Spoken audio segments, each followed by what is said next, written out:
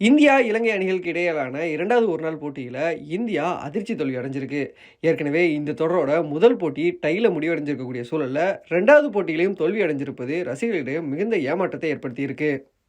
இந்த 2வது ஒருநாள் போட்டி கொழும்பு மைதானத்துல நடைபெற்றது. இந்த போட்டியில டாஸ் வென்று முதல்ல பேட்டிங் ஆடிய இலங்கை அணி 50 ஓவர் முடிவுல 9 விக்கெட் இழப்புக்கு 240 ரன்களை சேர்த்திருந்தாங்க.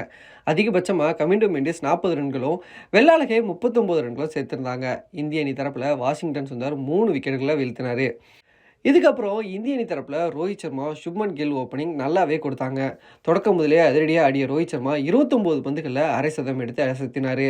மறுமுறையில் நின்றிருந்த சுப்மன் கில் நிதானமா ரன்கள் சேர்க்க இந்திய அணி 13 ஓவர்கள் முடிவில் 95 ரன்களை சேர்த்திருந்தது. அப்போ வாண்டர்ஸை வீசிய 14வது ஓவரில் ரோஹித் சர்மா 44 பந்துகளில் 64 ரன்கள் எடுத்திருந்த நிலையில ஆட்டமிழந்தாரு. இதன் பின் சுப்மன் கில், விராட் கோலி இணைந்து ரன்கள் சேர்க்க மீண்டும் வாண்டர்ஷே பவுலிங்கில் சுப்மன் கில் 35 ரன்களில் ஆட்டமிழந்தார். அதே ஓவரில் சிவம் துபேவும் டக் அவுட் ஆகி வெளியேற 20வது ஓவரில் எதிர்பாராத வகையில் விராட் கோலியும் 14 ரன்களை வெளியேறினார்.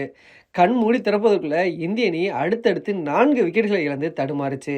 இதையடுத்து வந்த ஸ்ரேயஸ் ஐயரும் 7 ரன்களையும், ராகுல் டக் அவுட் ஆகியும் நடைய கட்ட இந்திய அணி மோசமான நிலைக்கு தள்ளப்பட்டது. இதனால இந்திய அணி 147 ரன்களுக்கு 6 விக்கெட்டுகளை இழந்து சிக்கல்ல இருந்தது. இதன் பின்னர் அக்ஷர் பட்டேல், வாஷிங்டன் சுந்தர் இருவரும் இணைந்து கவனமா ரன்களை சேர்க்க தொடங்கினாங்க. விக்கெட் கொடுக்கக்கூடாது என்பதில் 2 பேரும் கவனமாக இருந்த நிலையில இந்திய அணியோட ஸ்கோர் 33 ஓவர்கள் முடிவில் 185 ரன்களாக உயர்ந்தது.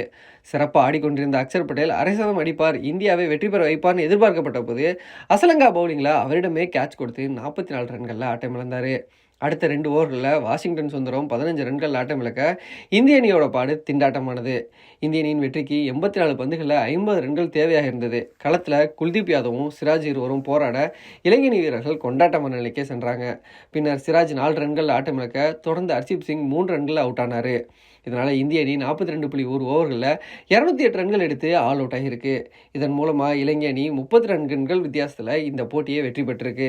அது மட்டும் இல்லாமல் 11 ஆண்டுகளுக்கு பின்னர் முதல் பேட்டிங் செய்து இந்திய அணியை இலங்கை அணி வீழ்த்தி இருக்கிறதுன்றது குறிப்பிடத்தக்கது.